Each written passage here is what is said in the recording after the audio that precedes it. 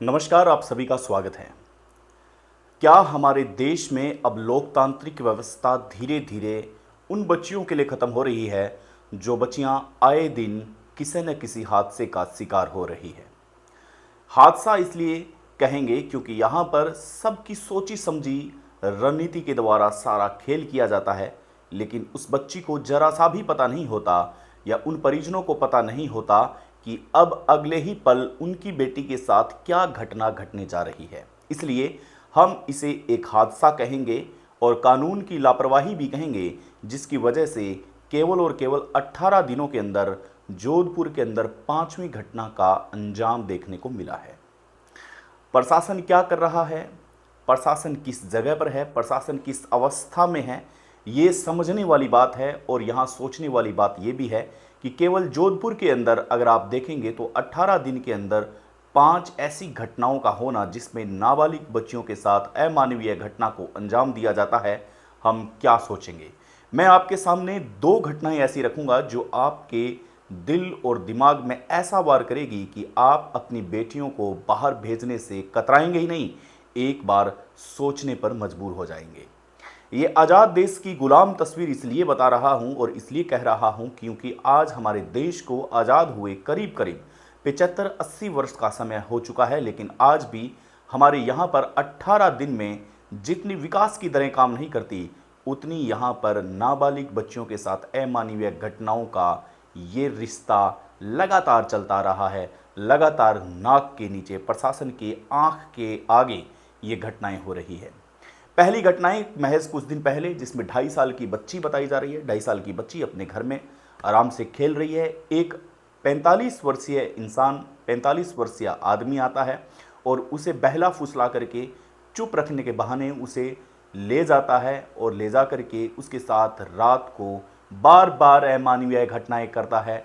ऐसा कहने में भी शर्म और हमें लज्जा महसूस हो रही है कि आखिर 2.5 साल की बच्ची के साथ एक ऐसे दरिंदे ने कैसे किया होगा।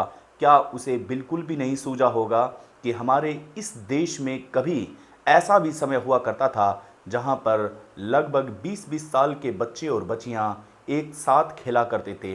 वो समय उसे याद ही नहीं रहा।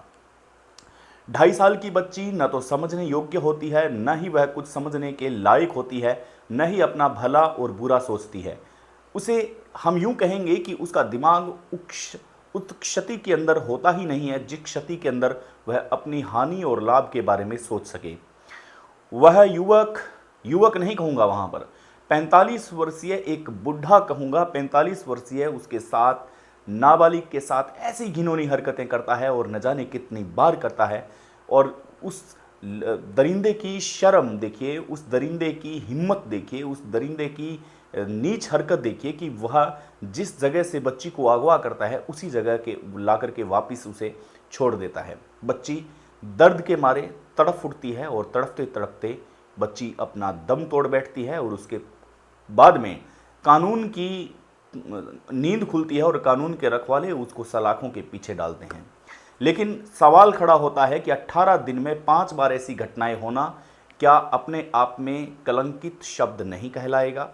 क्या अब जोधपुर, जिस जोधपुर के बारे में एक गढ़ का नाम आता है, जिसके अंदर एक मंडोर का नाम आता है, रावण का ससुराल, यहाँ पर ऐसे ऐसे महापुरुषों ने कुछ न कुछ किया है जिसके अंदर आप खेजड़ली का नाम लें या कुछ भी लें, आज वो धरती, ऐसी घटना अगर हम सुन रहे हैं और ऐसी घटना अगर आपको सुना रहे हैं तो मुझे लगता है कि कम से कम अब 18 दिन के अंदर 5 ऐसी नाबालिग बच्चियों के साथ ऐसी घटनाओं का अंजाम देना कहीं ना कहीं लज्जा भंग करता है। कहीं ना कहीं ये सोचने पर महसूस करता है कि अब जोधपुर के अंदर या तो तबादलों की आवश्यकता है या फिर जोधपुर के अंदर स्टिक कानून की आवश्यकता है, जिसकी वजह से ऐसे अपराधों पर लगाम लगाई जा सके। हाल ही की एक घटना जोधपुर से ही, एक नाबालिग बच्ची अपना किसी एग्ज़ाम का फॉर्म भर के आ रही है। वह अपने घर से अपने मम्मी और पापा से इजाज़त लेकर के जाती है कि वह अब फॉर्म भरेगी और उसके बाद में तुरंत वह घर लौट आएगी। जैसे ही वो ई मित्रा जाती है, फॉर्म भरती है, फॉर्म भरने के बाद में 2 बाइक सवार आते हैं। देखिएगा यहाँ पर 2 बाइक सवार आते हैं, उसके साथ ज़बरदस्ती करते हैं। आसपास लोग हैं, कोई लोग बोलता नहीं है, उसे बाइक पर बैठाते हैं और फिर एक ऐसी सुनसान जगह लेकर जाते हैं जहां पर कोई नहीं होता। एक जो होता है उसमें से नाबालिग के साथ गलत काम करता है, अमानवीय घटना करता है, और इसके बाद में जो दूसरा उसका साथी होता है वो उसके साथ मारपीट करता है। जैसे तैसे उनके चुंगल से बच करके नाबालिग वहाँ से भागती हुई अपने घर की ओर आती है। घर पे आने के बाद में वह अपने माँ बाप को बताती है, और बताने के बाद में माँ बाप पुलिस को बताते हैं, तब जाकर के घटना पर संज्ञान लिया जाता है, और उसके बाद में उनकी तलाश जारी है। और कहा ये भी जा रहा है कि अभी तक वो मिले नहीं हैं, जो भी दो लड़के थे जो बाइक पर। तो ऐसी घटनाएं बार बार क्यों हो रही है? क्या हमारे देश में अब ये सुनना बाकी रह गया है कि 18 दिन के अंदर 5 घटनाएं होना? कल पूरे राजस्थान में ही नहीं, पूरे देश के अंदर ये गौरवशाली बात का डंका पीटा जा रहा था। सब एमएलएज, सब नेता, सब सोशल मीडिया के इन्फ्लुएंसर, सब उस अवनी लेखरा की बात कर रहे थे, जिस अवनी लेखरा ने भारत के लिए पैरा ओलंपिक में एक गोल्ड जीता है। जी हाँ, पैरा ओलंपिक में एक गोल्ड जीता है।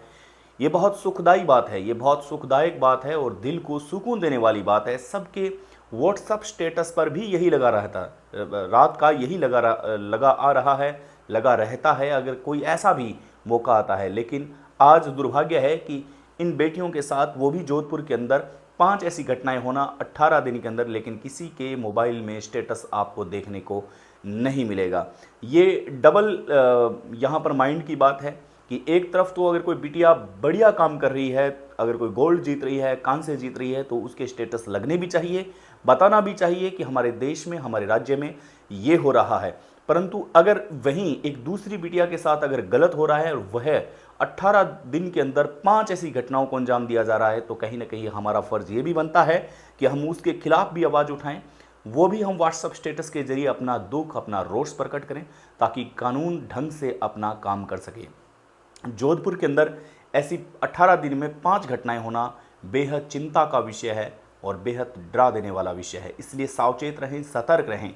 जहां तक कोशिश हो, अपनी बेटियों के साथ खुद स्वयं जाएं, अपनी बेटियों को सक्षम बनाएं, मजबूत बनाएं, उनकी सोच इस कदर विकसित करें कि वो बुरी से बुरे संकट आने पर भी डट कर के सामना कर सकें। और किसी अपरिचित व्यक्ति पर विश्वास करना नुकसानदायक हो सकता है, यह बात आप अपने परिवार के साथ बैठ करके जरूर समझाएं। मिलते हैं एक नई सच्ची घटना के साथ, तब तक के लिए नमस्कार।